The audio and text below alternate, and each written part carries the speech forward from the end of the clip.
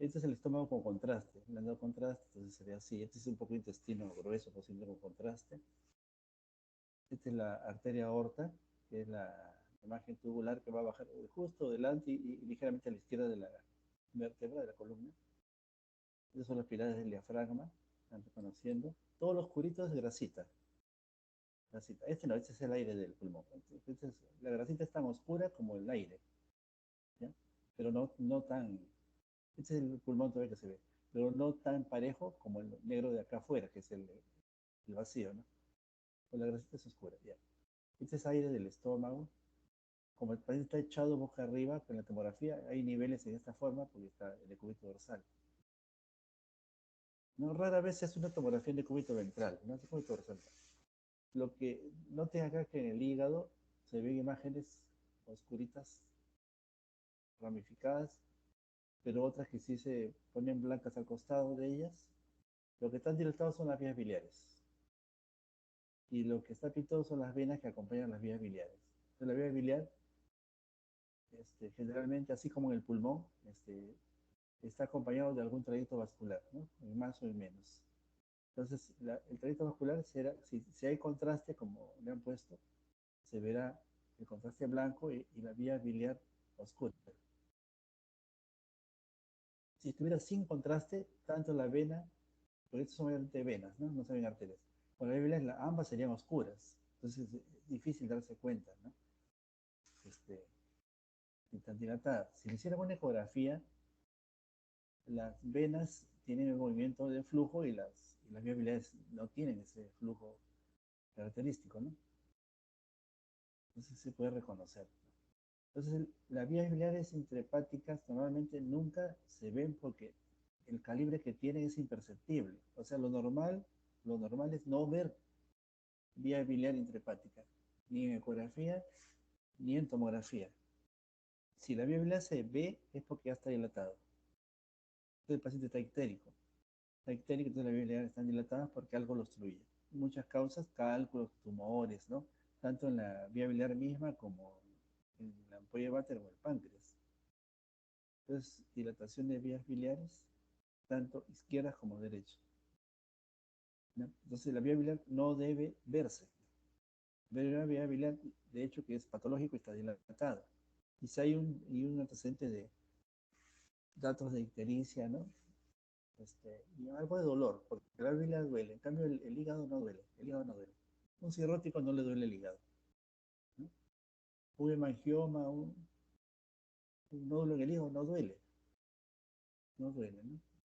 Pero la vía biliar dilatada, la vesícula sí tiene ese dolor. Nuevamente el vaso no es tan grande, el vaso es más pequeñito, un poco esplenomegalia. Pero el motivo de la imagen es distinguir cómo se ven las vías biliares fácilmente, como las ramas de un árbol, porque todos se unen al hepático común y al colédoco, y están muy dilatadas. Posiblemente acá haya por lo menos 6-7 milímetros de calibre.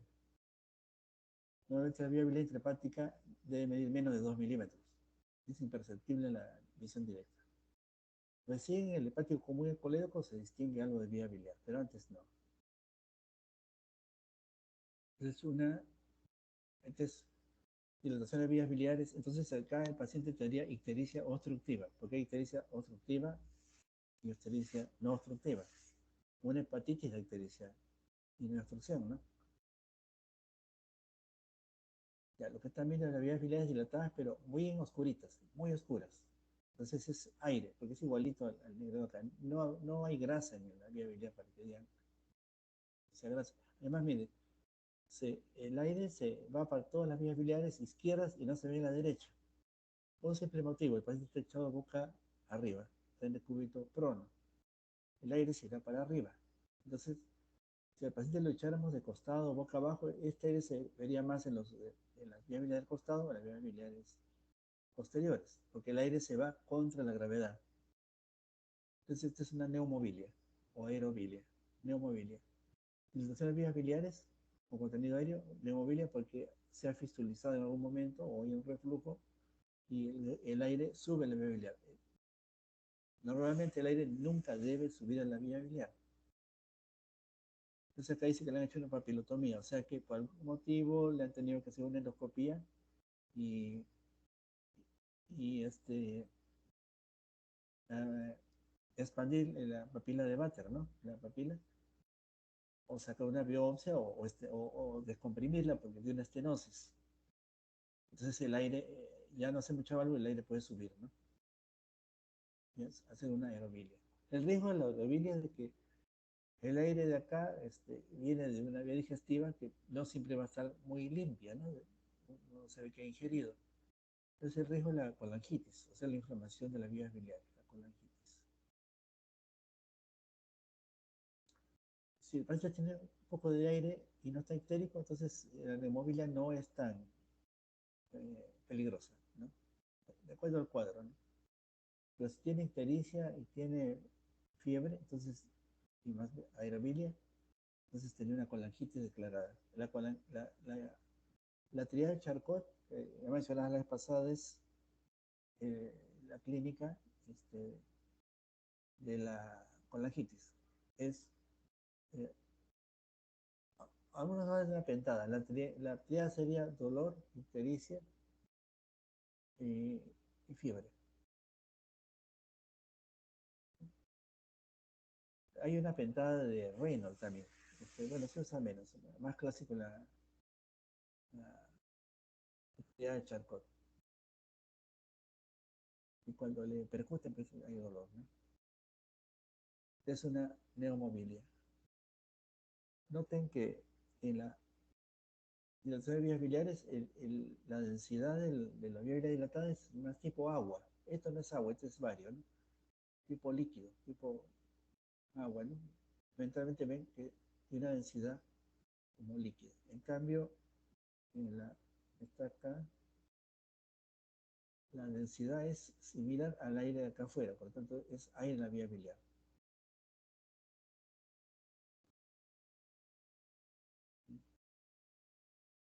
Por ejemplo, esta es la vena cava, esta es la aorta.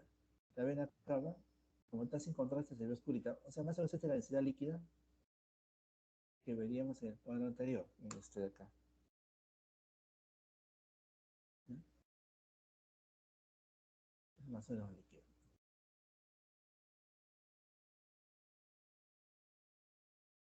Esta es una ecografía de un paciente de literatura, ¿no? Lo que sucede es que se hace una ecografía en la cual se hace lo posible por poner imágenes características. No siempre se ve tan bonito, ¿eh? La práctica más difícil con los gases. Este paciente se selecciona para clase, pues, ¿no? Para exponer. Entonces es el páncreas, que es su realidad.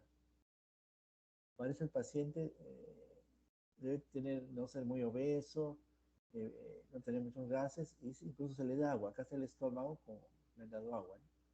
Entonces, con mucha paciencia se ha logrado hacer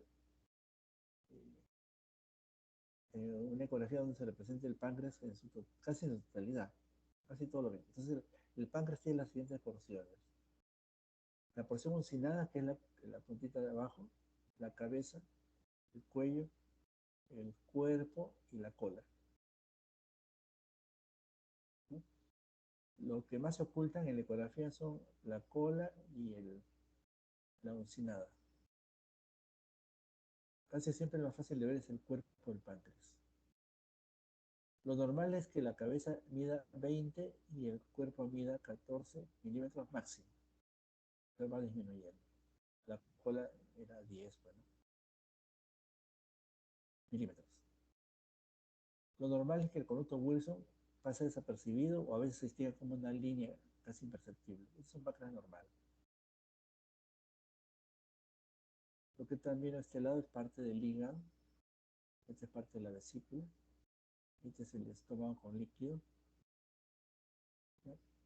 Este es un espacio de las estructuras vasculares, que son la vena esplénica y la vena porta. Y sería la aorta. Y a veces se ve acá la arteria mesentérica, en otros cuadros se ve.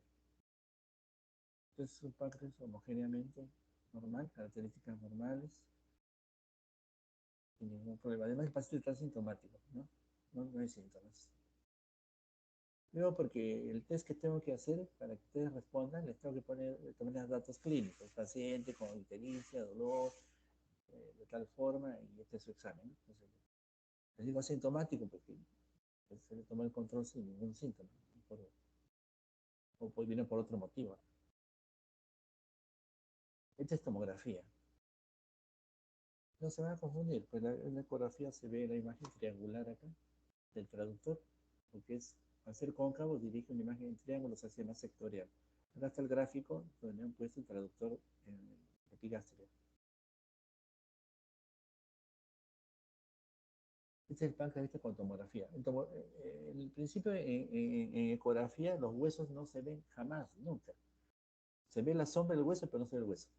¿Dónde está? No hay, ¿no? No hay ningún hueso acá. Si vamos acá, vean las costillas, la columna vertebral.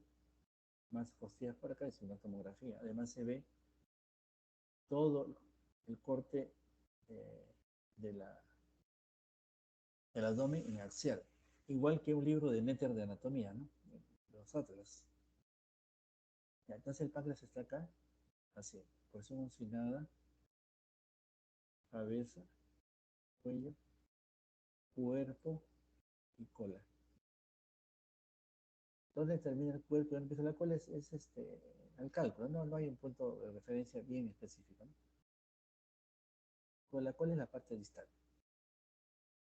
Distal. La porción emocional es característica, la cabeza es característica, el cuello es la transición entre cabeza y cuerpo. Ya. Este paciente se le ha puesto contraste.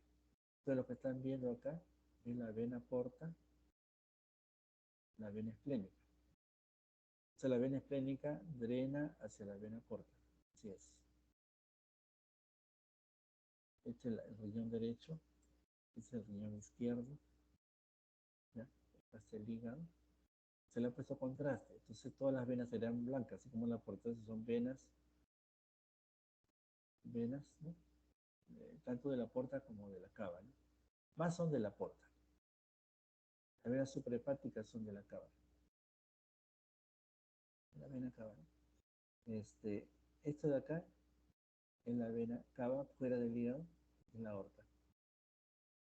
La aorta tiene un calibre constante. En cambio, la vena cava depende si está inspirando o expirando el paciente. O sea, a veces se verá redondita, a veces será plana. Si toma aire y hace esfuerzos, se dilata. Si expira o está tranquilo, se colapsa. Esta es, por ejemplo, una vena también, que es la vena renal izquierda. Acá está. ¿Qué se llama? La vena renal. Las venas van por encima y las arterias por abajo del riñón, ¿no? Entonces, por ejemplo, esto de acá que por la justa se ve sería parte de la vena renal izquierda llegando a la vena cava. La vena renal izquierda es más larga y la vena renal derecha es más corta. Este capítulo de acá en realidad se va a ver con más detalle en el sistema urinario, ¿no? En otra unidad. Pero para entender otro peritoneo, intraperitoneo, pues, lo explica de dos maneras. Esto de acá es la arteria mesentérica superior, que oblicuamente va a llegar a la aorta. Este es un páncreas normal. El hígado acá, y acá está la cisura donde va el ligamento redondo del hígado. Este es el estómago, le dieron agua, ¿no? El estómago.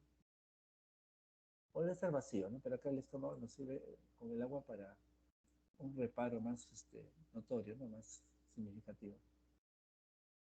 Entonces vean que el Wilson no se nota, como la bilia intrahepática, ¿no? Lo habitual es que pase prácticamente desapercibido, ¿no? Se menciona que cuando el paciente es de mayor edad o ya en la ancianidad, podría distinguirse un poquito la vía del Wilson y seguiría siendo normal. Lo habitual es que no se distinga. Entonces acá tienen imágenes del páncreas, lógicamente en un contexto de hígado, estómago, vasos según el corte, ¿no? Riñones. Esta es parte de la vesícula, que el corte no le dio de entero. Ahora, ver el páncreas así entero, en un corte no es lo usual, ¿eh? No crean que siempre lo van a ver así. El páncreas es oblicuo.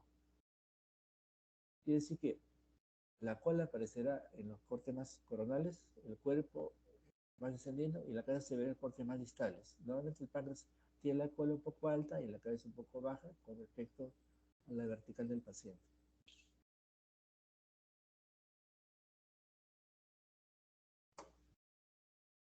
Ya, este es un paciente asintomático, es un paciente con intenso dolor abdominal en faja, con eh, intenso dolor, incluso tanto adelante como en la cintura, rodea todo.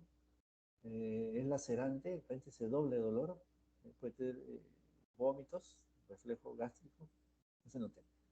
Acá hay un páncreas, características más o menos reconocibles, parejo y homogéneo, y el paciente sin mayor síntoma. Y la grasita que lo rodea en la oscurita se ve muy libre, ¿no? Esta es la vena porta, esta es la arteria mesentérica superior, la aorta, la vena cava recibiendo la vena renal derecha, la vena renal izquierda pasando por delante de la aorta hacia la cava, el estómago con contraste. Note acá, el páncreas está irreconocible, este es el vaso. Este es el ambiente del vaso acá. No está todo irreconocible, está prácticamente irregular y heterogéneo, no hay bordes nítidos como esto. Pancreatitis aguda, o sea, el páncreas está inflamado, no se inflama parejito a veces, sino así todo heterogéneo y fragmentos de necrosis, según el grado, ¿no? Es pancreatitis aguda. Felizmente, la pancreatitis, este paciente no toma mucho la cabeza, ni la pasamos sin nada. Si así fuera, a su vez daría ictericia. O sea, si hay un aumento de volumen de la cabeza del páncreas, sea inflamatorio tumoral, es tributario de comprimir la ampolla de Vater y dilatar el colédoco. Entonces, agregas un problema más por la ictericia obstructiva secundaria, ¿no? Esa es pancreatitis aguda necrotizante.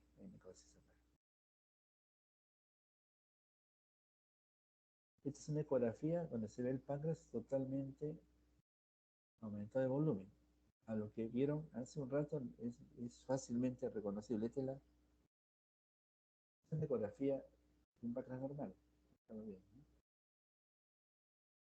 Ya les dije que esto es 20, 15 o 14, 10, ¿no? Milímetros.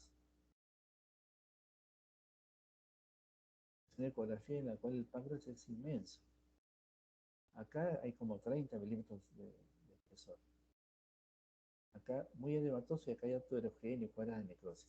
Una evolución tórpida. Esta es la aorta, esta es la arteria mesentérica superior, esta es la vena porta y la mesentérica. Todas las estructuras vasculares se verán oscuritas. El hígado está por acá, bueno, el estómago no se reconoce. Entonces, dolor intenso en epigastrio, en faja, base de la espalda, el paciente lacerante, puede no tener fiebre. Acá siempre tiene una inflamación, como sin infección, hay fiebre. Eh, hay vómitos por reflejo, porque el estómago está al costadito y se irrita por la inflamación. Y puede salir manchitas en la piel del abdomen, petequias.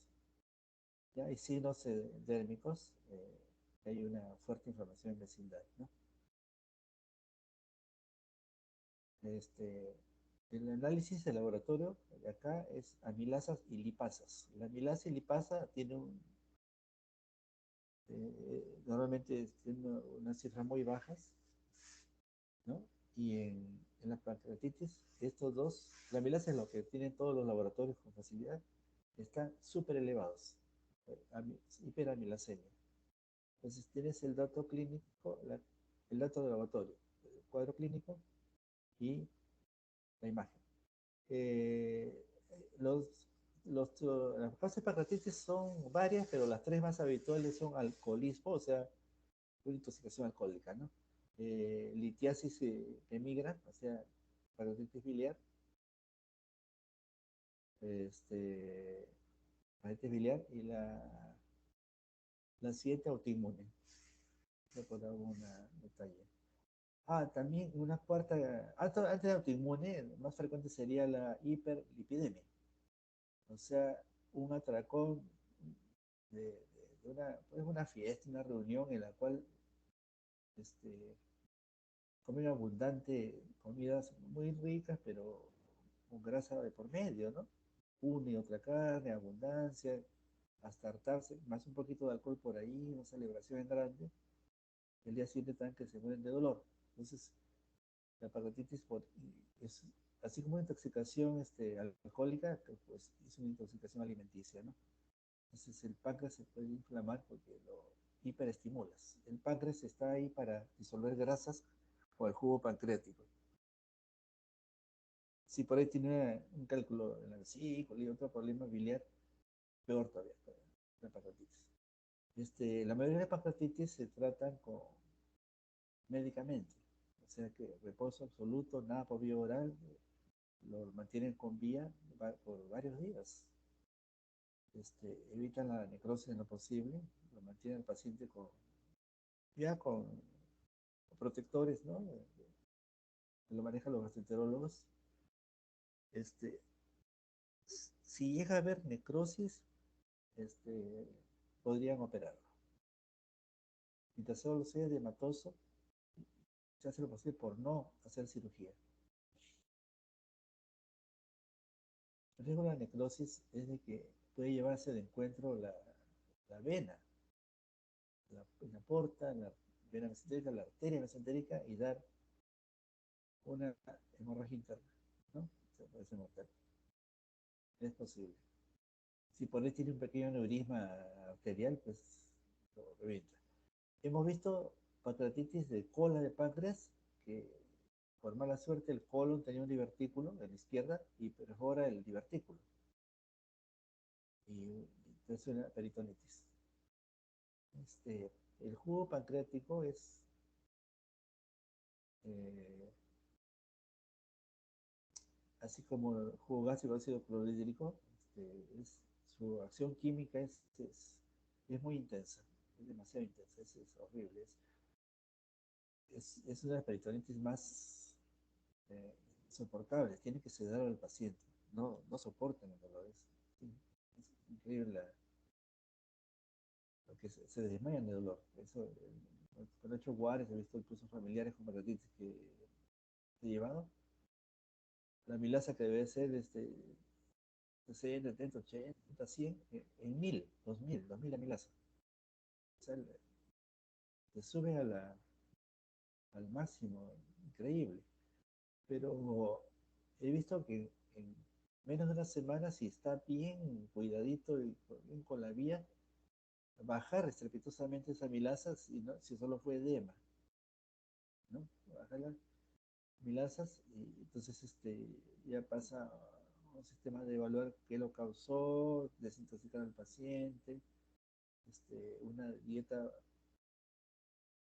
cuando ya está sin el dolor, una dieta líquida por muchos días, una dieta blanda por más días, casi un mes, 2 meses sin probar cosas que tengan algo de grasa o carnes, ¿no? Nada de carne roja, nada, o sea, evitar estimular el páncreas, ¿no? Entonces tener una pancreatitis aguda y edematosa.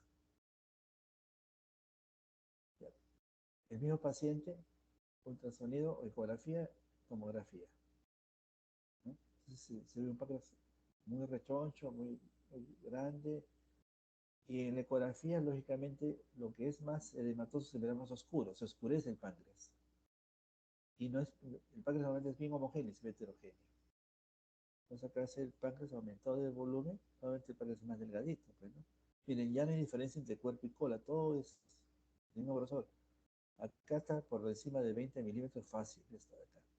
Otra forma de darse cuenta, esa referencia nos dieron en un artículo, es que el páncreas debería ser más o menos la mitad del espesor de la vértebra, ¿ya? Incluso si fuera un tercio mejor. Pero este páncreas tiene el espesor casi similar a esta vértebra de la columna, casi el espesor de una vértebra, por lo tanto, de lejos está duplicando su espesor. Ahora, la pancreatitis a su vez puede tener extravasación líquida hacia afuera y ser con colección o sin colección. Estas pancreatitis no tienen colecciones extrapancreáticas. En cambio, esta pancreatitis de acá se caracteriza por tener mucho líquido de extravasación extrapancreática. Acá está lleno de, incluso se ha metido por acá y sigue acá hasta el final, acá. No es como este de acá que es oscurito. Entonces, colecciones peripancreáticas. Se saponifican las grasas peripancreáticas, hay un gran edema. O sea, puede haber parálisis con mucho edema, necrosis con edema, edema sin necrosis, ¿no? Ambas a la vez, ¿no? Entonces, mientras más se sumen, el riesgo es más alto, más peligroso. Acá para recordar que esta es la celda renal y por acá está la fascia de Gerota, con el peritoneo parietal posterior. Entonces hay un peritoneo parietal anterior que está acá, peritoneo, ¿no? Y un peritoneo parietal posterior que está acá. Lo que está detrás de esta línea que están siguiendo sería retroperitoneo. O sea, por debajo de la línea que estoy, acá sigue, que estoy circulando, incluso un poco de Pacos también entra acá, ese es retroperitoneo. Pacos también tiene parte retroperitoneo. Eso explica que este líquido se está yendo casi al retroperitoneo, ¿no? Ya. Por ejemplo, este es el espacio de Morrison, que ya se explicó, ¿no? La teoría. El pancreatitis más colecciona hacia el espacio izquierdo, pero cuando es muy, pero muy severo, puede irse a los dos lados. Ya la pancreatitis severiza máxima. ¿Ya? Entonces acá. Esta es la vena porta, esta es la vena esplénica, esta es la cava, aorta, pilar de la diafragma derecha, pilar de la diafragma izquierdo, este es el riñón derecho, el riñón izquierdo. Esta es la vesícula biliar, este es el duodeno, páncreas. Creo que se mencionamos más antes que en ese orden va, ¿no? Páncreas, duodeno, vesícula, hígado, ¿no? Entonces el duodeno pasa entre el páncreas y la vesícula. Ese es el lóbulo derecho del hígado. Entonces, una vez que tienes la pancreatitis, se han oído varios autores, durante mucho tiempo se estudió esta que es de Baltasar. Ahora se emplea en la Atalanta, por ejemplo acá, en Baltasar, son 5 estadios.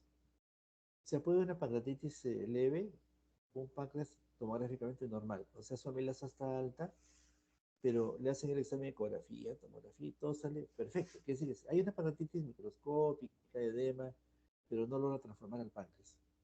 Entonces sería cero necrosis y cero edema. Le dan cero, ¿no? Puede ser que el páncreas esté aumentado en tamaño, en unas partes o difuso, según esto, habría un punto. Si le agregas la necrosis, tendría que ser menos del 30% para recién tener 12 puntaje, ¿no? Si hay inflamación peripancreática que vimos en el diapositivo anterior, tendría un puntaje de 2, más 30-50% de necrosis, o sea, casi un tercio de la mitad del páncreas necrosado, habría 4 puntos. Está sumando el 2 más la necrosis, ya. Una colección intrapancreática. O sea, aparte de la inflamación peripancreática, hay una colección por fuera, como vimos hace un rato, el caso de Morrison, que diga de Gerota.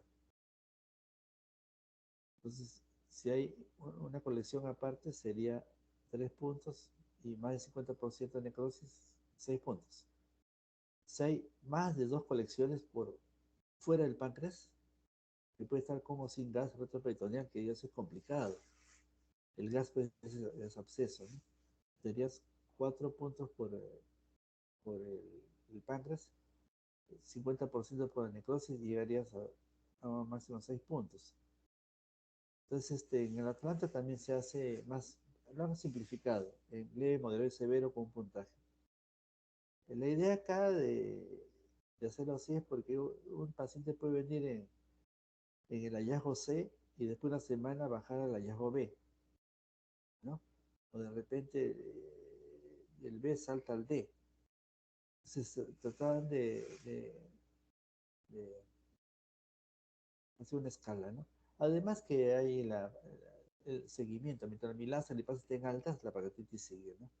Aparte de la clínica, el dolor es insoportable,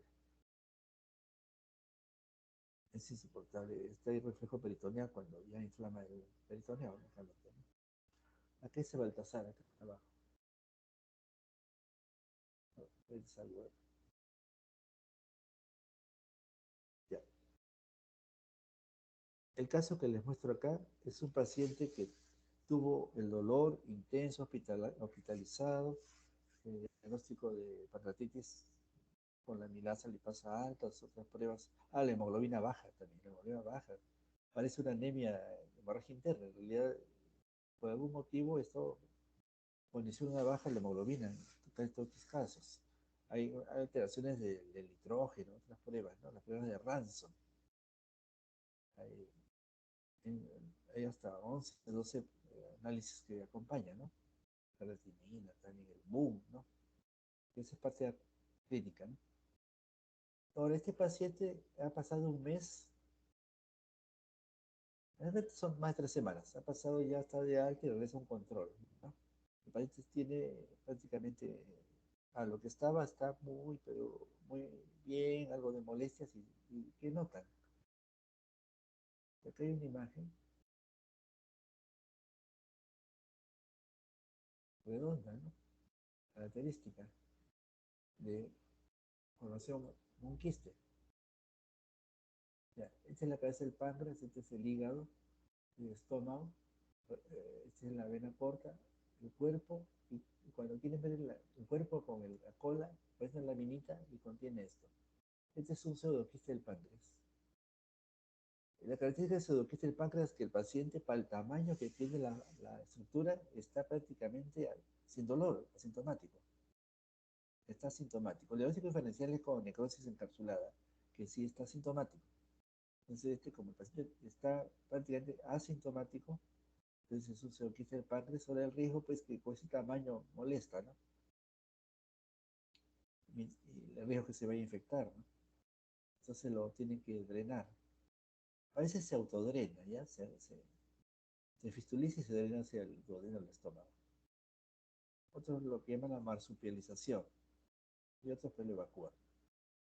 Hay un detalle acá, el hígado, a lo que hemos visto hasta ahora, que ustedes hayan visto, está muy oscuro, muy, pero muy oscuro. Los vasitos se notan brillantes. El hígado debería ser más o menos como el páncreas, así, ¿sí? Así una textura más o menos intermedia gris, ¿no?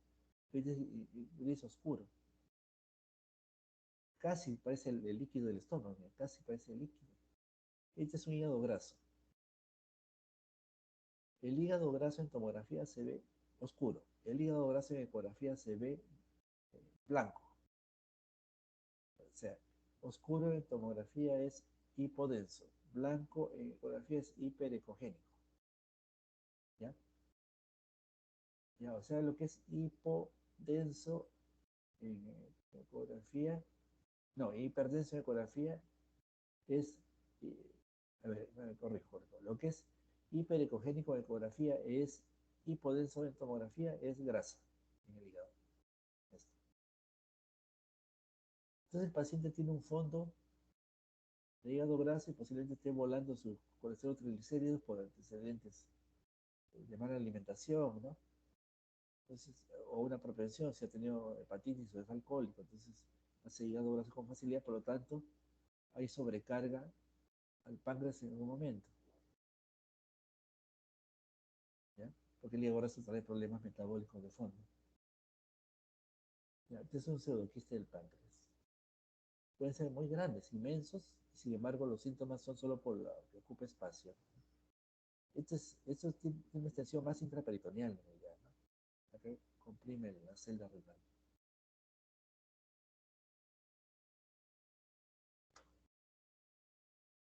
Ya, el paciente que estuvo hospitalizado, estuvo en mal estado, ha mejorado y viene a un control, se siente balonado y le hacen este examen. Este es un pseudoquiste del páncreas. Este es el hígado, riñón derecho, riñón izquierdo, la aorta, con contraste, ¿no? Los pilares del diafragma, algo de la vena renal derecho. Esto acá es un catéter que le pusieron en el coledo, ¿no? Parece que tiene problemas biliar, ¿no? Entonces, este es un pseudoquiste del páncreas. Noten lo nítido que se ven los bordes. ¿Ya? No le llaman quiste, porque si fuera quiste se estaría usando de otras patologías. Entonces, esta es una evolución Y esta tomografía habitualmente le hacen al paciente, en la mayoría de los casos, ambulatorio. O sea, el paciente ya salió de alta y regresa a un control y está con la sorpresa de esto. Es un material ceroso.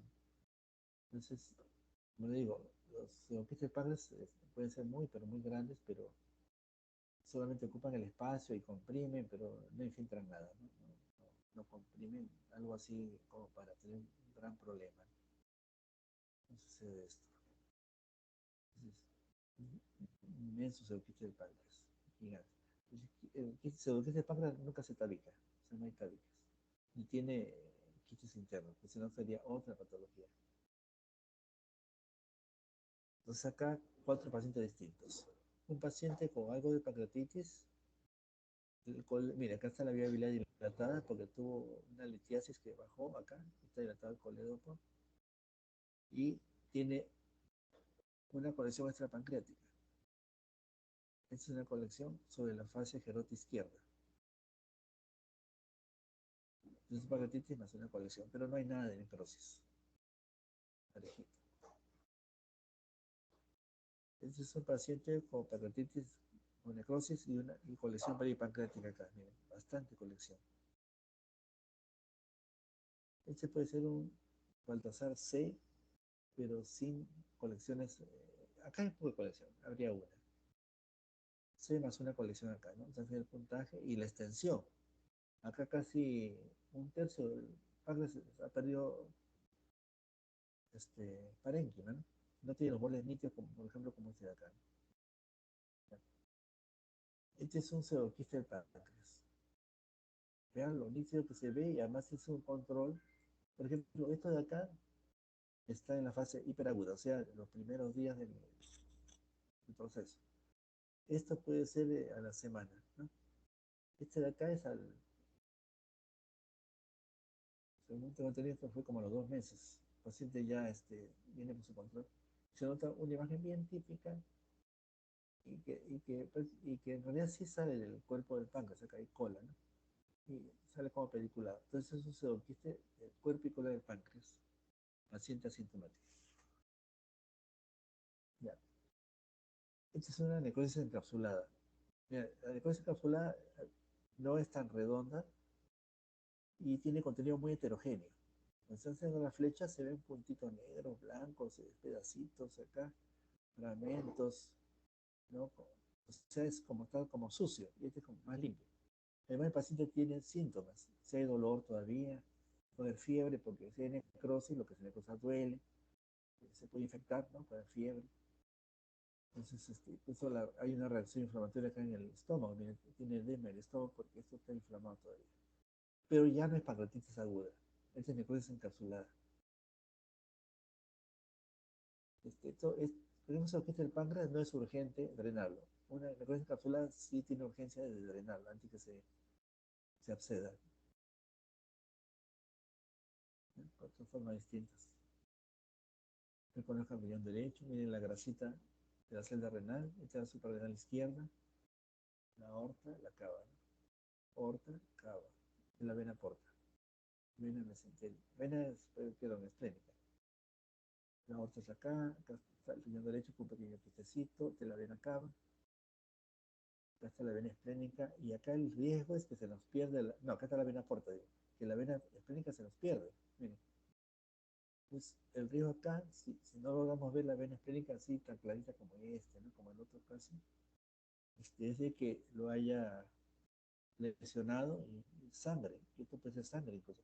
Eso explicaría la anemia que no, inexplicable que a veces se encuentra, ¿no?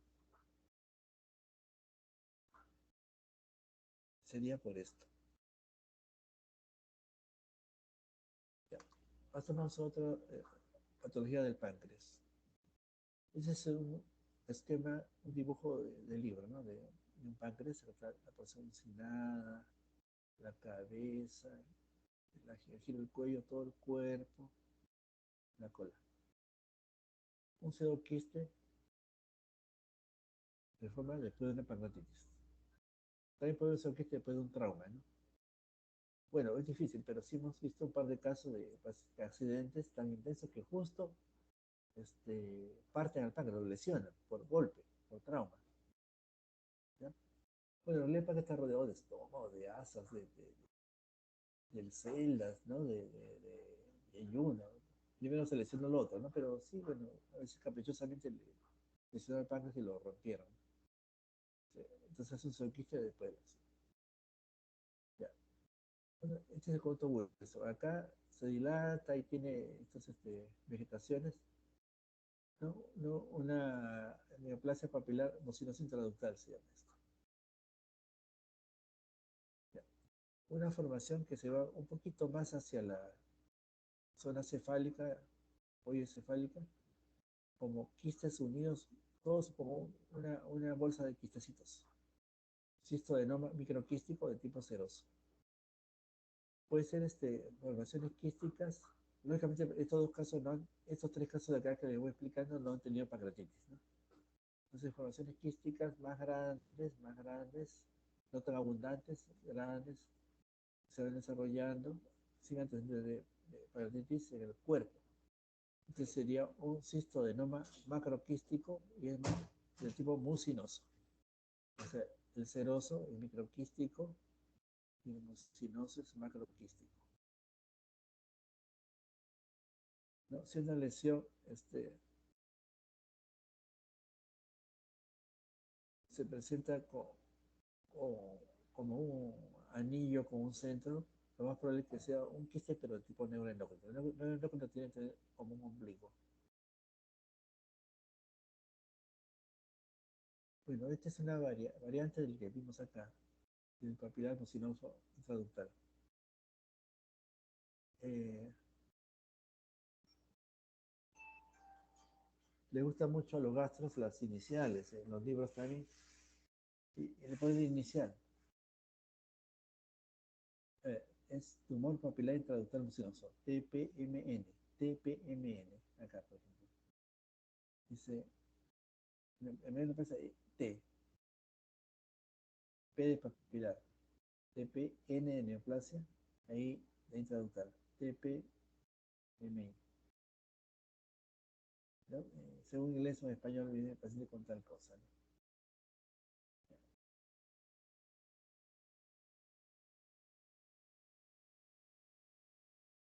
Ya. Entonces tenemos un paciente que no ha tenido pancreatitis, pero tiene desconfort, tiene problemas. Su estado general es regular, no es tan malo, ¿no? Entonces lo que vemos es una lesión que nos recuerda al quiste, pero con globitos, con quistecitos, ¿no? Está más dirigido hacia la cabeza. Entonces este sería un cistoadenoma seroso del tipo microquístico. Acá está la vena porta, la vena esplínica, por lo tanto esto es cabeza.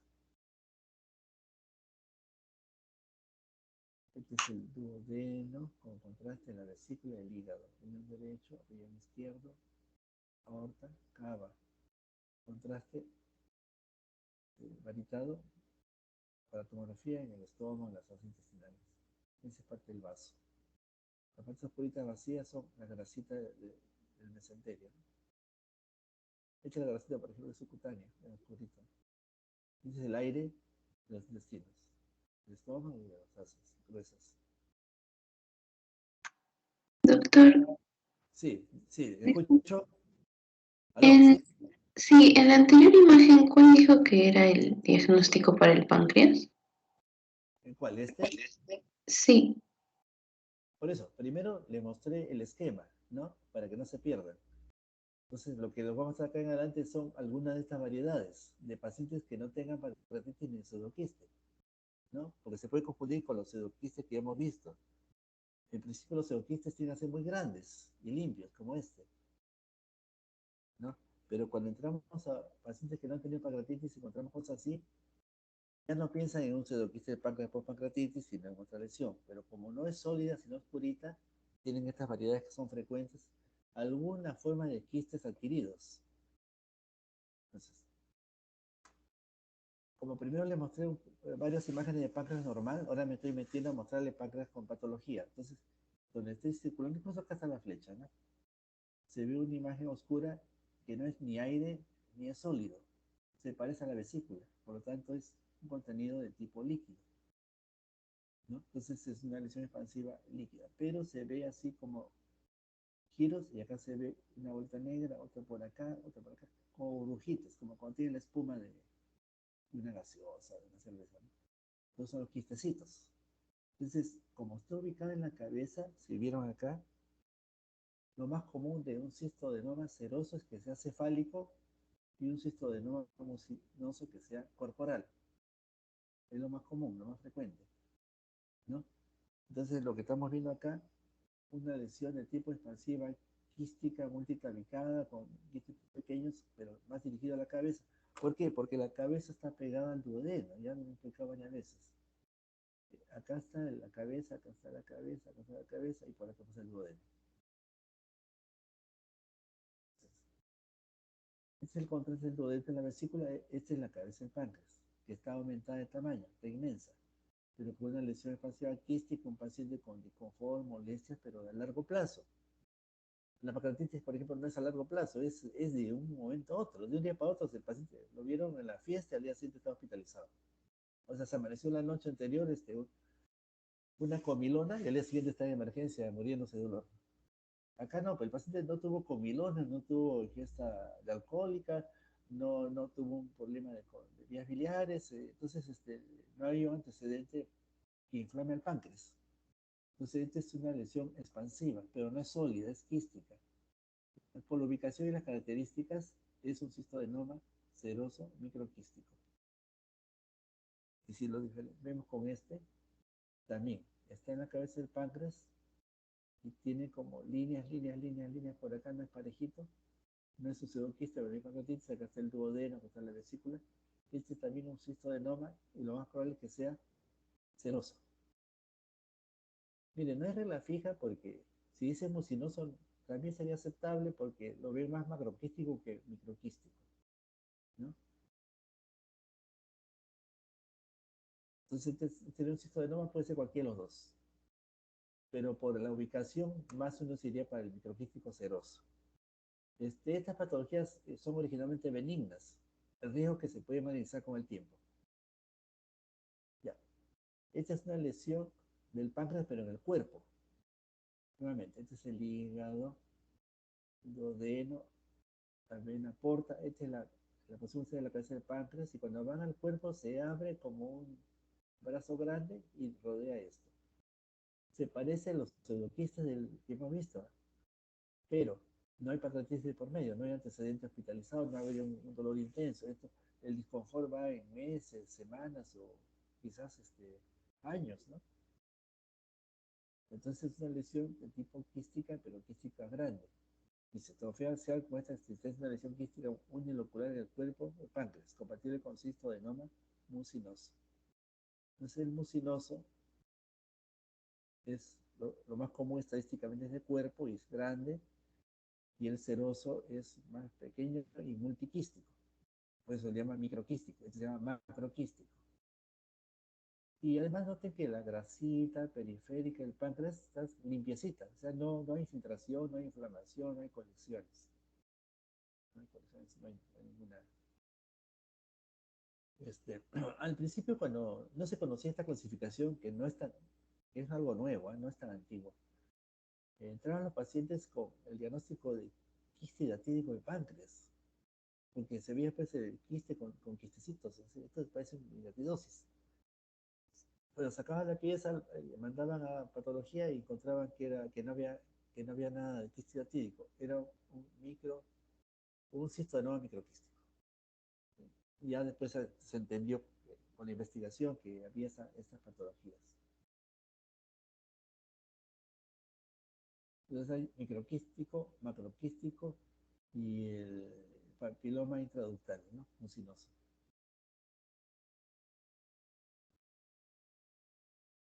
Este es un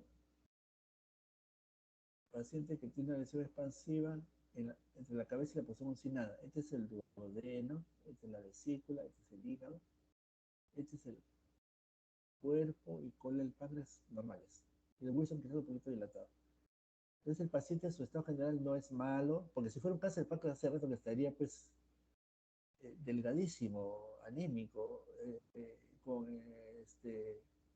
cada vez empeorando su salud en cuanto a su estado general. Un cáncer de páncreas es muy agresivo, ¿no? No sé si es casualidad, pero varios artistas, cantantes y actores de cine han tenido cáncer de páncreas, ¿no? Como José José, creo que tenía cáncer de páncreas, ¿no? Y vieran, parecía una calaverita, ¿no? Cómo se adelgazó. Bueno, esto, felizmente, para el paciente es un cisto de adenoma microquístico. Ahí están, aquí chicos, otro por acá, otro por acá. A la hora que le buscan varios cortes, van a ver que debe tener varias imágenes multiloculares, loculadas. Esta es una característica del cisto, adenoma microquístico, y la posibilidad de que vaya más a la cabeza del páncreas lo hace como diagnóstico. Nuevamente, este es el hígado, el vaso, riñón izquierdo con quiste acá. El riñón derecho no aparece porque está más abajo posiblemente. Esta es la aorta con contraste, la vena cava con menos contraste, la columna vertebral, la vértebra dorsal todavía, ¿no? Inspirar el diafragma, derecho, izquierdo, el estómago con un poquito de líquido, agua que toma posiblemente, es el nivel hidroaéreo porque está el decúbito dorsal, la vesícula biliar está acá. Este parte del lóbulo izquierdo del hígado, este es colon, colon, diferentes segmentos del colon. Este espacio es la grasa, tanto retroperitoneal como intraperitoneal. La grasa es oscura. Noten la grasa acá afuera, es oscura. Ese es un cisto adenoma microquístico, ubicado en la cabeza del páncreas.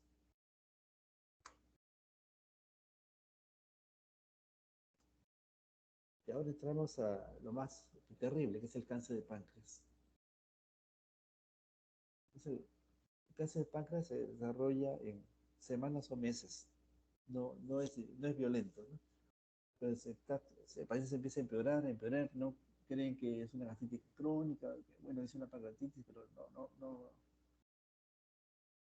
no recibe tratamiento, entonces ya van pensando que acá se inflamó, pero es algo peor, ¿no?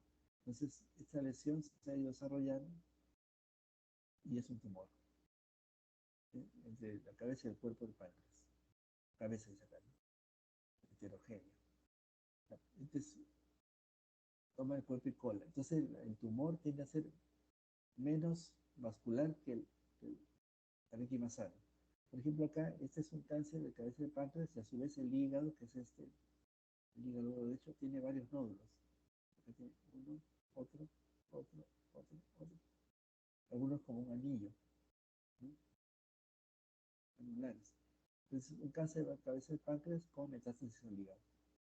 La vesícula es el colon, riñón derecho, riñón izquierdo, cava, aorta, psoas derecho, psoas izquierdo, intestino delgado es este. Ya, este es el cuerpo que pasa por el páncreas. Por ejemplo, es un cáncer de cabeza de páncreas que está acá. Este es, y noten, el resto del páncreas tiende a adelgazarse, pero el conducto Wilson, que es se dilata. Entonces, si hay una lesión de tipo expansiva, heterogénea, menos contrastada de parénquima sano, y dilata el Wilson, esa es una característica más de que este es un tumor. Si fuera un microquiste, no dilata la vía biliar, le caiga la vía pancreática. Este es un Wilson dilatado. Entonces, algunas literaturas hablan de la triada, tumor, atrofia, dilatación del Wilson, como característico de que es un cáncer de cabeza de páncreas. Este es un tumor de la porción uncinada, es uncinada, ¿no? El párpado, un cáncer. Acá está el cuerpo y cola, el hueso un poquito dilatado. Entonces, la evolución es a mediano plazo. No se caracteriza por dolor intenso, sino más por inconfort, molestias y el paciente se siente mal, se adelgaza mucho, ¿no? Adelgaza bastante, bastante, muy, muy intensa la actividad. Y este hígado, mire, está sembrado de nódulos. Son nodulitos acá, como si hubieran como perdigones prácticamente, pero oscuros. Entonces, es una neoplasia maligna, o sea, un cáncer, adenocarcinoma se llama, de cáncer de la porción funcional del páncreas con metástasis hepática masiva. Por ejemplo, en este caso, el cuerpo del páncreas, el hígado no tiene metástasis. ¿Ya?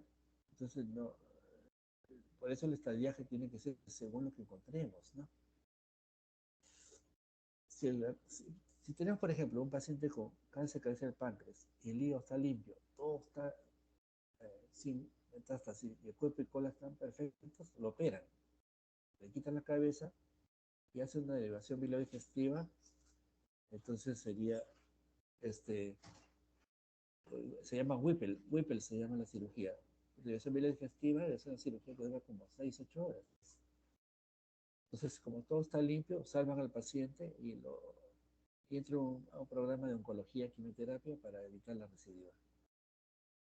Riñón izquierdo, riñón derecho, es un quiste, quiste. ¿No? Este es el hígado con metástasis, este es el estómago, este es parte del vaso. Claro, como estas son fotos extraídas de literatura, han enmarcado, ¿no? Cuando lo tiene más amplio, tiene más anatomía, reconoces más, ¿no? Pero con lo que han visto acá es como si yo cortara acá y mostrara solo un cuadrado, ¿no? Pero sí seguían. Acá no le dieron a la columna para que haga un reparo, ¿no? Pues sí, noten el detalle. Este paciente lo que pasa es que han hecho una reconstrucción en coronal. Por ejemplo, este es el original axial. Estos acá son reconstrucciones. Entonces la columna sale fuera de la imagen original.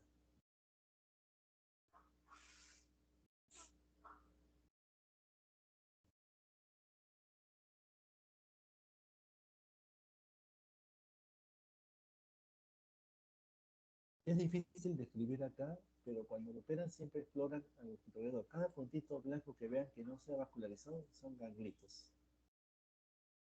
Entonces lo que hacen es la cirugía es todo ganglio que sea palpable, visible, extirparlo, ¿no?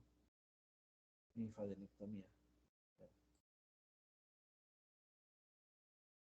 A veces pasa desapercibido la lesión, pero se nota el Wilson dilatado.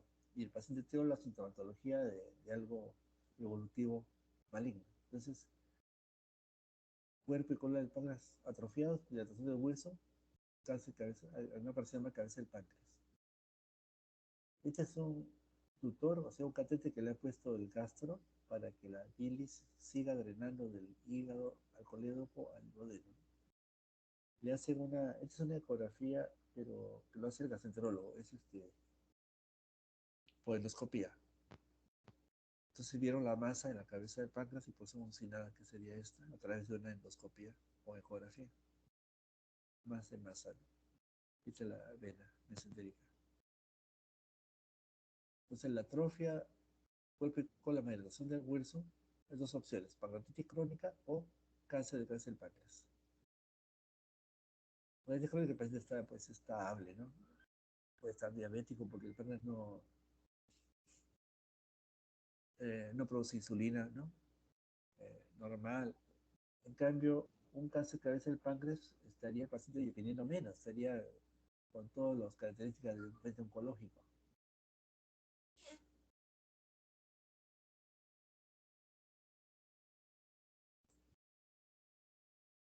Ya.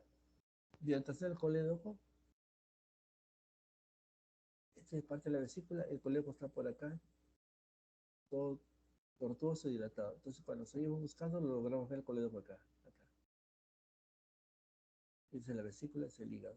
Estas vías biliares dilatadas. El colédoco dilatado, dice anillo hipodenso en cortes sucesivos.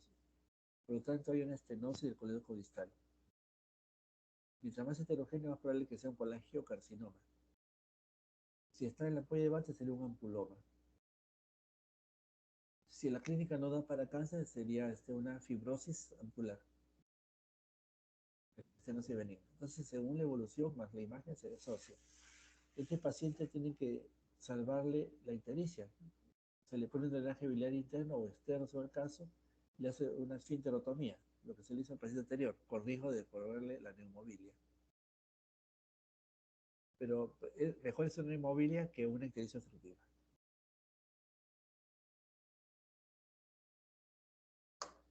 Entonces, como les explicaba al principio, la vía biliar intrahepática no se debe ver normalmente. Entonces acá vean vías biliares intrahepáticas dilatadas, porque estas son las venas pintadas. La vía biliar no capta el contraste. Entonces, tiene dilatación de las vías biliares y tiene dilatación del hueso de acá. El hueso. Por lo tanto, es el cólico dilatado. Por lo tanto, hay una obstrucción en la ampolla de Vater. ¿Por qué? Porque dilatas cólicos biliares y dilatas hueso. Por lo tanto, ¿qué es común a las dos vías? Al páncreas de la vía biliar. Es la ampolla de Vater. O sea, o es una lesión ampular o periampular. Pero para que dilate los dos tendría que ser allí, en esa lesión. Por lo tanto, puede ser muy circunscrita, muy puntual y muy pequeña, pero justo en mal momento, en mal sitio, ¿no? Dos dilataciones.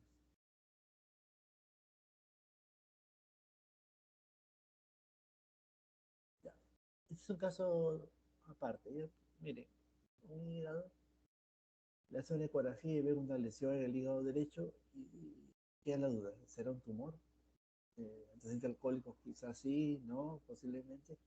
Note, le hace la tomografía y se hace un seguimiento en el tiempo del contraste, no es que otro día. Como les explico acá, esta es la imagen del hígado sin contraste, oscuro. Esta es la imagen del hígado con contraste. Todas las venas, arterias se pintan, el vaso se pinta, el riñón también, pero está en fase precoz. O sea, se ven más arterias que venas. Entonces, esta imagen se pinta en el contorno. Pasa a la siguiente, es la fase venosa. O sea, 0, 30, 60 y 120 segundos. Y el contraste llenó hacia el centro. Por lo tanto, suena un llenado centrípeto y lento, muy lento. Tal es así que si hicieron seguimientos de 5, 10 minutos, 1 hora, 2 horas, 3 horas, y seguía un contenido contraste hacia el centro. En cambio, un hepatocarcinoma sería hipodenso, pinta intensamente arterial y al instante la base venosa ya se despintó. O sea, un pico y un descenso. En cambio, en este caso que está mostrando, se levanta el contraste y se mantiene meseta, y no tiene cuándo bajar. Demora, ¿no? Este es un hemangioma. Entonces, el hemangioma es lavado lento y el hepatoma es lavado rápido. El hemangioma es asintomático, el hepatocarcinoma, el hepatoma es el paciente muy sintomático, es oncológico. Es un hemangioma muy, pero muy típico. Otra forma de saber que es fase venosa, esta, es que el vaso es más homogéneo en la pintura y tanto la cava como la aorta son más parejos en el contraste. En cambio, en la arterial, el vaso está un poquito heterogéneo, ¿no? Y la vena es menos intensa que, que la arteria, o sea, la vena cava es muy oscura comparada con la aorta. En cambio, acaso la aorta se está despintando y la vena se está pintando, o sea, se emparejan. Otra forma de notar, aunque acá el corte no le dio, ¿no? Es esto. Este es el riñón sin nada de contraste. Acá en la fase arterial se ven pirámides y se ve la corteza y el seno renal. En la fase venosa no salió. En la fase venosa todo el riñón se pinta de blanco. Entonces es una linfodográfica completa. Bueno, acá se puede ajustar.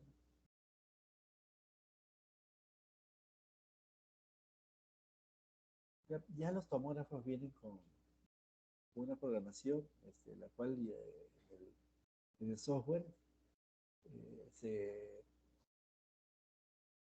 programa la máquina en el momento que el inyector porque ya, no, ya la enfermera no está inyectándole con la mano, se pone la vía con un buen catéter, pone el inyector en la máquina, que a su vez está conectada al tomógrafo, y da el pase para que el tecnólogo tome la placa y él prácticamente inicia el contraste como, como el tiempo que está el tomógrafo haciendo el barrido.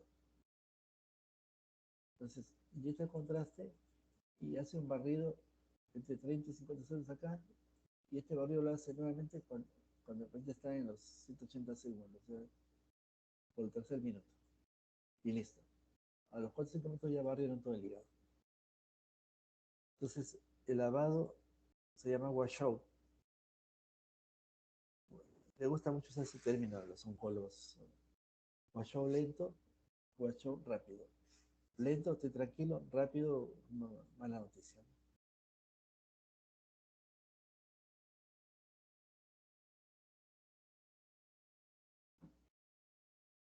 Ya. Esta es una tomografía de un paciente en la cual ve el hígado y el vaso como separados de la pared. Obviamente el hígado está pegadito. ¿Por qué? Porque todo esto es líquido. Noten, la grasa debe ser oscurita. Es un poquito de grasa. Pero este es líquido, es asitis. Ahora, ¿qué ven más? El hígado no está tan homogéneo. Miren, los bordes son irregulares, irregulares, irregulares, ¿no? ¿Qué otro detalle más? El cemento 1, que es está muy gordo, muy grueso. ¿Qué más? El vaso prácticamente está igual que el hígado. Por ejemplo, el vaso creció y el hígado se redujo. Ya, entonces tienes una esplenomegalia y un hígado se está atrofiando. Esta es una cirrosis con esplenomegalia y asitis. O sea, la cirrosis es la enfermedad crónica difusa del hígado. Eh, Más pacientes alcohólicos, pero también en los que han tenido hepatitis o enfermedad hepática previa. A la larga puede ser cirrosis. A veces hay también sin causa conocida. Es más común en varones, más raro en mujeres, ¿no? Pero no imposible. No existe casi en pediatría. Es bien difícil. Un causal. Esta es la vena porta, que se ve muy nítida y casi como la aorta. Por lo tanto, esta vena porta está dilatada. Eso explicaría la mayor presión hacia la vena esplénica que no está en el cuadro. Y entonces el flujo se invierte. El flujo invertido hace que el vaso reciba más presión vascular y crezca, aumente el volumen. Si sigue creciendo esto, hay venas colaterales por todos lados y cuando llega a la parte alta hace varices en el esófago y en el fondo gástrico. Y el paciente que creía que tenía cualquier cosa y crónica, de repente tiene una hematemesis. O sea, está delgado más o menos, pero en meses, pues pasaron varios meses, poco a poco se pone mal, el paciente no parece tan oncológico y de repente arroja sangre. ¿Qué sucedió? Que las venas de las varices revientan. Entonces el sangrado viene entre el cardio, el fondo gástrico, el mismo esófago y hacia el exterior.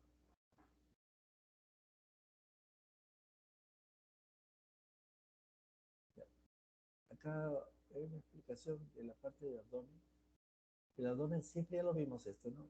Se ve el esqueleto, se ven los bordes de las vísceras, la extensión del aire, la vejiga si está llena, genitales internos si es delgado, calcificaciones, cualquier tipo se ve, la pared abdominal intertangencial y la ecografía ayuda a ver las dos. Y lo que ya describimos en la clase anterior. Vamos a seguir acá. Entonces la densidad de aire es esta. En las imágenes que siempre hemos visto, del tórax y algunas del abdomen, el diafragma y el hígado están compactos, están pegados. En cambio acá, entre el diafragma y el hígado, es el pulmón. ¿Cierto? Esto es el pulmón, no es de abdomen. Se ve una banda de aire tan igual como el aire del pulmón. Es como si hubiera aire tanto arriba como abajo del diafragma. Ese ha sido la media luna, ha sido del neumoperitoneo, dice. Sino bajo el peritoneo, colección lineal semilunar de aire subdiafragmático mayormente derecho. Aire libre entre el borde lateral del hígado y la pared abdominal. Sino de Wrigley o de la doble pared. Sino de la cúpula o pelota de rugby. Ya. Entonces acá los intestinos están dilatados y las paredes de los intestinos parecen dibujarse más nítidos que de lo común. Es porque el aire está tanto por fuera como por dentro de cada asa.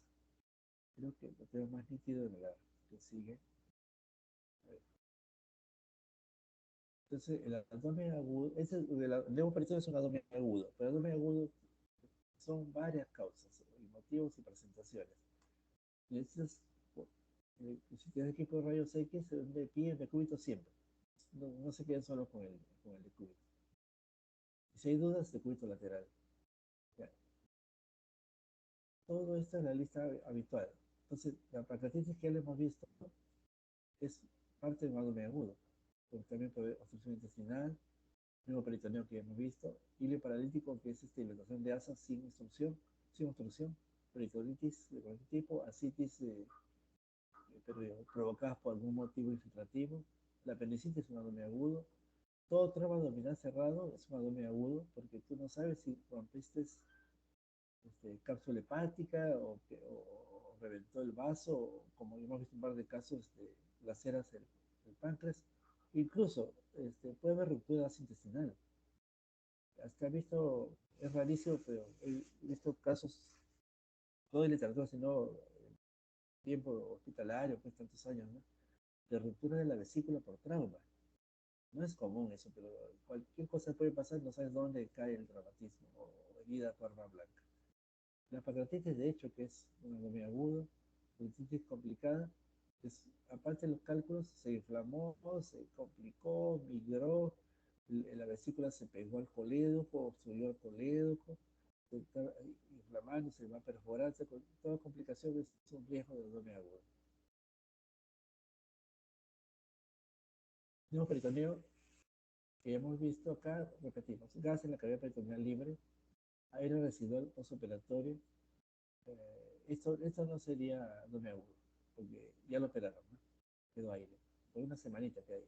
Perforación de víscera hueca, cualquiera de ellas. Víscera hueca significa todo el tubo digestivo, ¿eh? Desde el estómago hasta el colon. Divertículos que se perforan. Se ve una membrana gaseosa sufrénica en la estación de pie, el paritograma sino de Wrigley. Puede no haber líquido libre. Tal es así que cuando piden una ecografía, ya sospechan el neuroperitoneo, me dicen, a su vez quiero saber si hay líquido. La mejor forma de ver líquido más barata es una ecografía.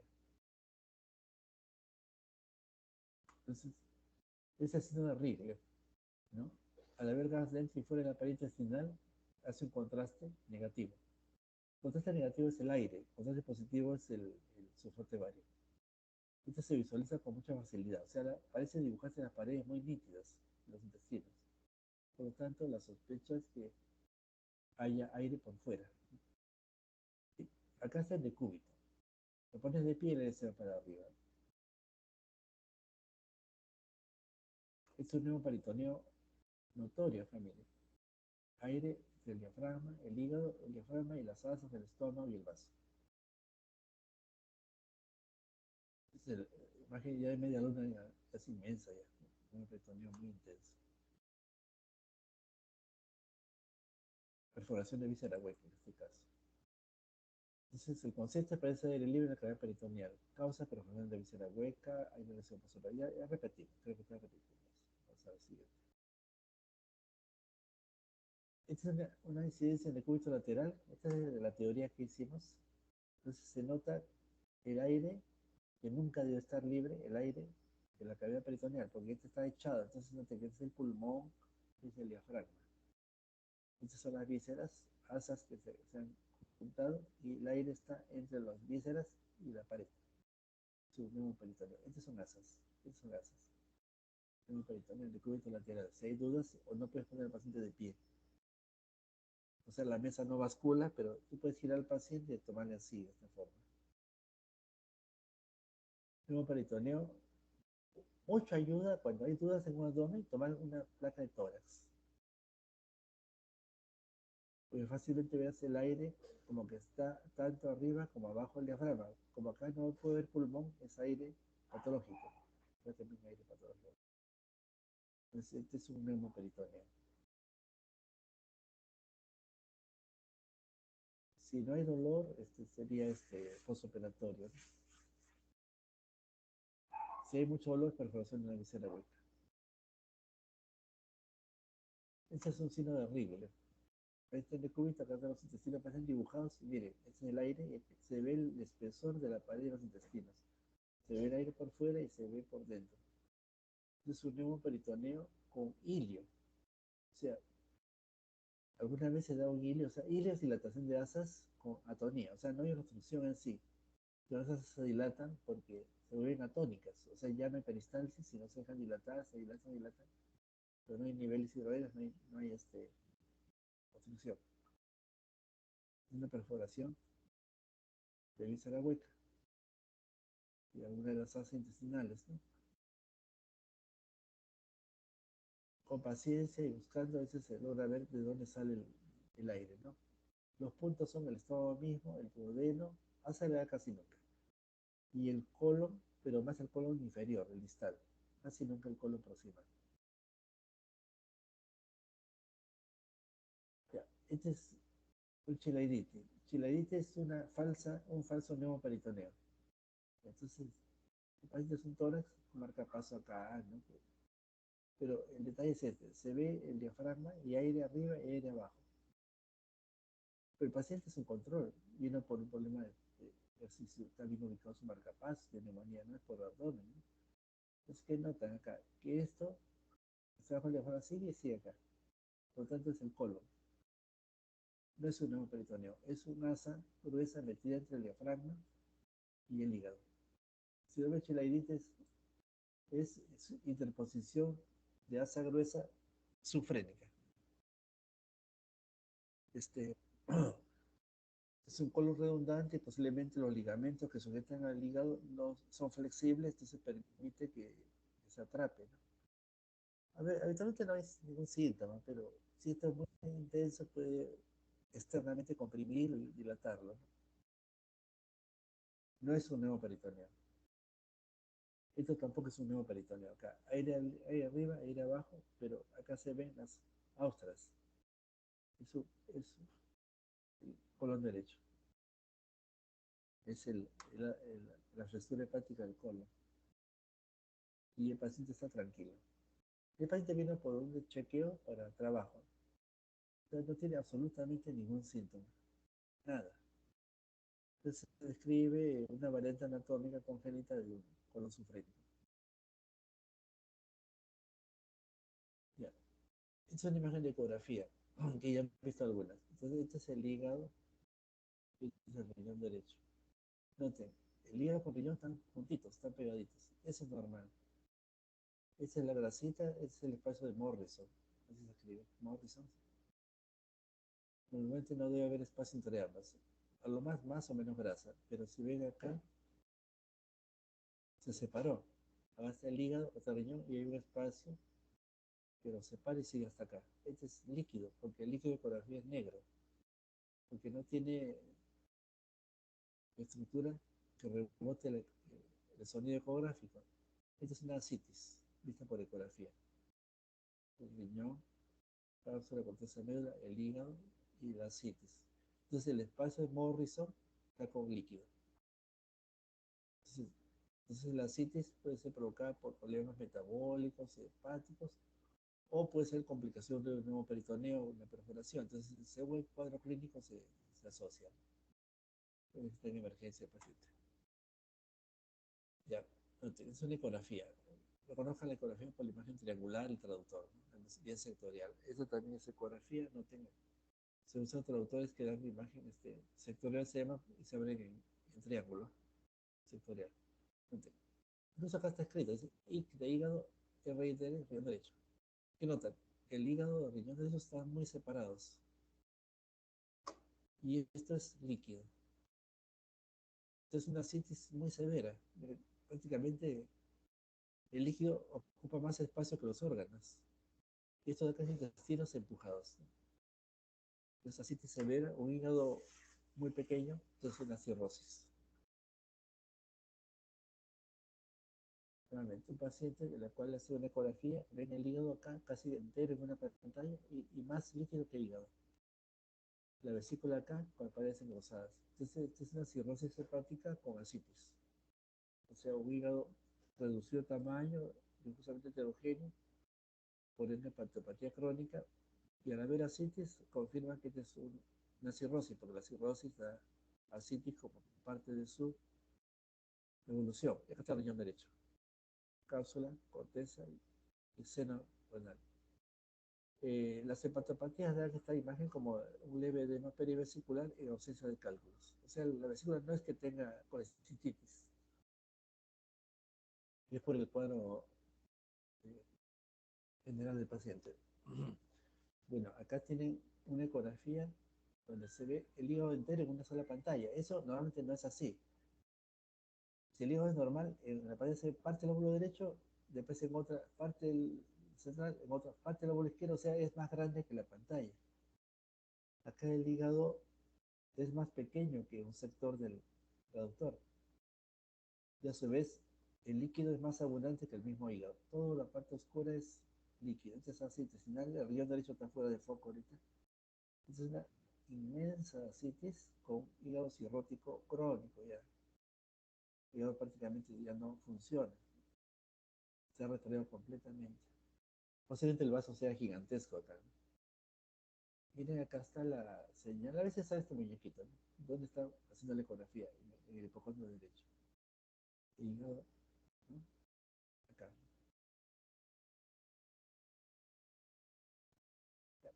Este es un paciente que no tiene antecedentes inflamatorios definidos. Su estado general es bastante bueno, pero tiene disconfort abdominal. No ha tenido pancreatitis conocida y aparece esto.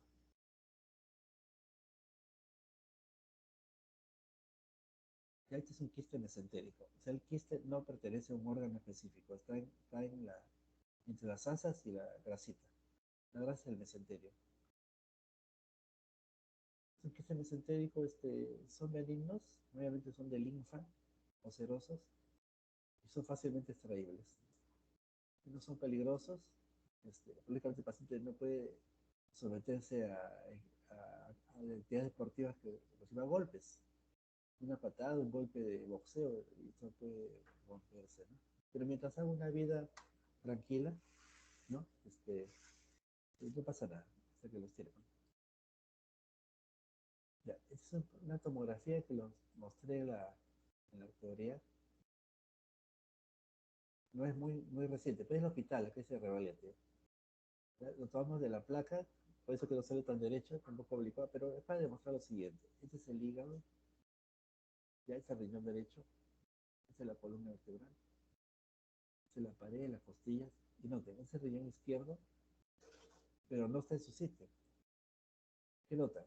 Que todo el lado izquierdo, bueno, todo esto ocupando un espacio, es oscuro con tabiques.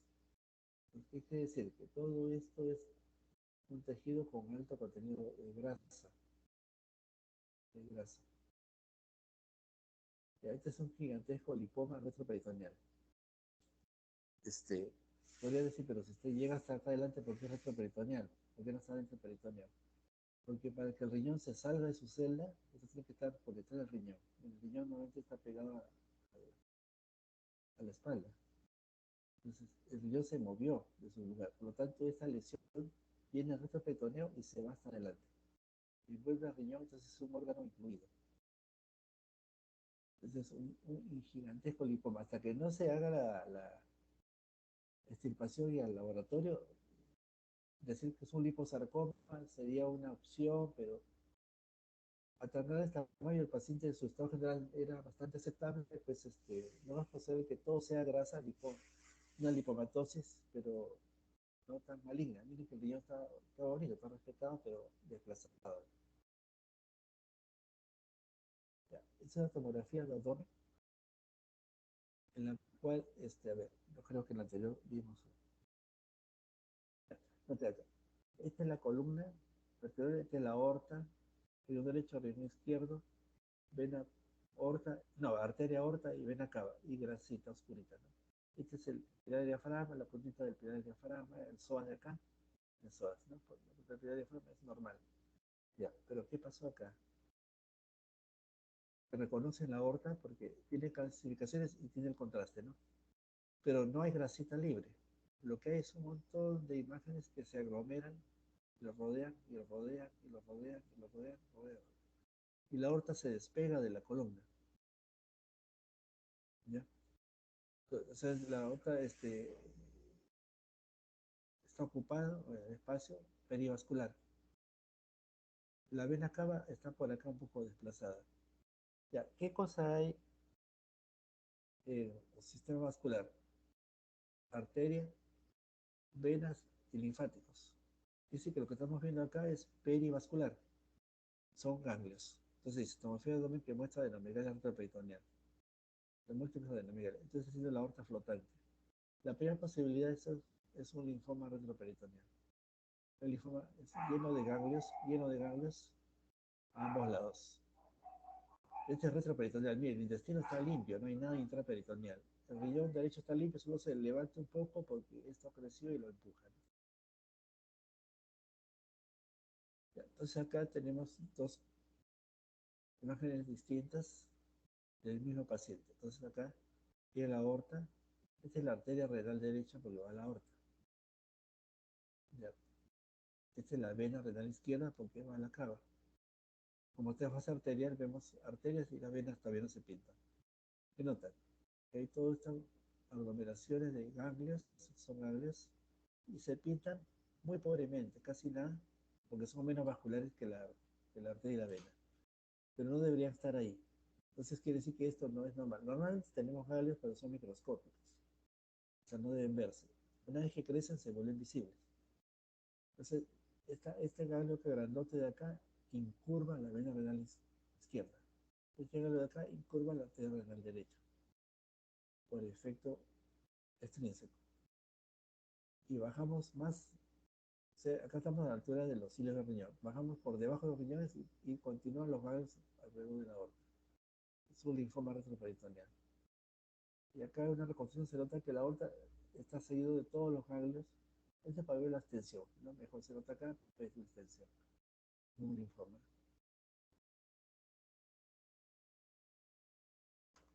Nuevamente, hígado, riñón derecho, riñón izquierdo, vena renal izquierda, vena renal derecha, aorta y CAO, vena cava inferior. Y acá noten donde están las marcas, aglomeraciones nodulares múltiples. Este es con ganglios. Estos son los psoas. Ya. Donde están los arterijos son ganglios. Este es un proceso linfoproliferativo, un linfoma. Ahora, si el paciente tuviera una oncología previa, conocida, por ejemplo, cáncer de próstata, cáncer de ovario, ¿no? Algo conocido del abdomen inferior, podría ser metástasis de un conocido. Pero si no es conocido, esto sería un linfoma.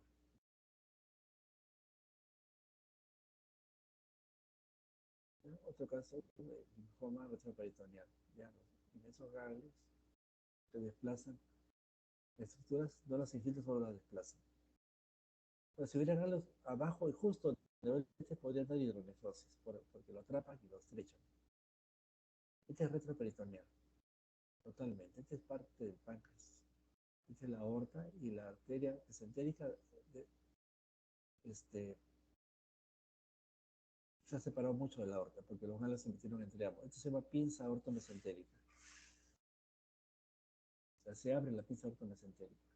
Y ahí se muestra una tomografía, su estado general es medianamente aceptable, se siente un poco adolorido, creen que tiene infección urinaria y le toman tomografía.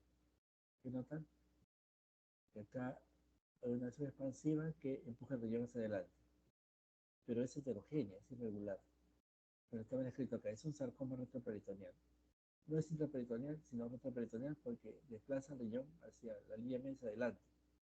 Si hubiera una lesión intraperitoneal, el riñón se iría para atrás, o sea, se pegaría más y más y más atrás. ¿No? Esto no. Es un sarcoma retroperitoneal derecho. Entonces los sarcomas son unilateral, el linfoma es bilateral. Este es un sarcoma intraperitoneal, es sólido heterogéneo. Si no depende de una víscera, es un sarcoma. Si depende de una víscera, sería el tumor de ese. Si estuviera más arriba, podría ser un tumor gigantesco del páncreas, ¿no? Pero está por debajo está.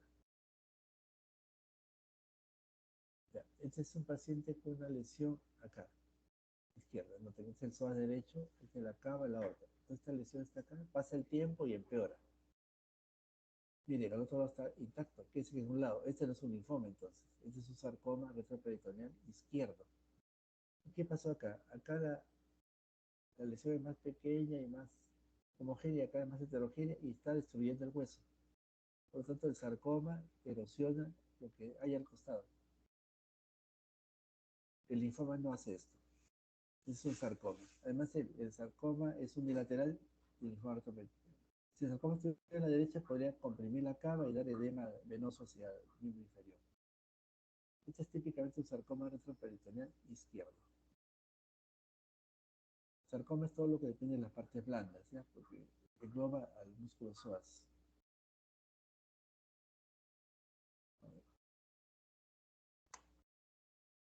Ya. Acá tienes una tomografía, bueno, así salió la foto. Pues, esta es literatura en realidad. Este, acá note que el paciente, su estado general no es malo. El sarcoma sí pues es pésimo, ¿no? Pero acá el desconfort, el dolor, las molestias, así, pasa el tiempo, etc. ¿Qué nos da acá? Que el riñón derecho está lejos de la celda, o sea, de la pared acá, y está más acá. Entonces todo esto es una lesión expansiva, pero oscura intraocular es más grasa que otra cosa. Es un lipoma retroperitoneal posterior. O sea, pararenal posterior. Este, no engloba el riñón, sino solamente el porque son intestinos, todos son intestinos, no hay problema. Esta es la aorta, esta es la cava, psoas derecho, psoas izquierdo, columna vertebral, canal raquídeo, los músculos lumbares. Ya, ahí terminamos la práctica. Entonces mañana tenemos a las 6:30 el caso clínico, ¿no? Ustedes, Sí. el caso clínico ustedes se lo preparan y yo entro a las 6:30. 6:30 es buena hora. ¿Ya? Y ahí conversamos porque el lunes 15, el lunes cae 15, ¿no? El lunes 15 ustedes presentan su seminario. Tu seminario. Ya. Sí. Ahora, el examen sería el día siguiente del examen teórico, porque en qué momento van a prepararse, ¿no? Entonces, el test práctico que es media horita, el jueves, porque el miércoles tengo entendido que es el examen teórico, ¿no? El miércoles 18, y 17 creo, ¿no? Entonces, Sí, sí, creo. sí, sería Muchos mejor en práctica. así. Sería mejor así porque el seminario es una forma de estudiar también para el examen, tanto teórico como práctico, porque repasa todo lo aprendido y de ahí unos cuantos comentarios más y yo tengo que sacar notas de exposición. No olviden que en el seminario presentan los artículos, ¿ya? Porque tengo que poner notas de artículos. No olviden el artículo asociado al seminario. Son un artículo por alumno y un seminario por cada 2 alumnos, creo que hemos repartido. Ya, entonces mañana conversamos más detalles. Ya, nos vemos. Ya, doctor, gracias.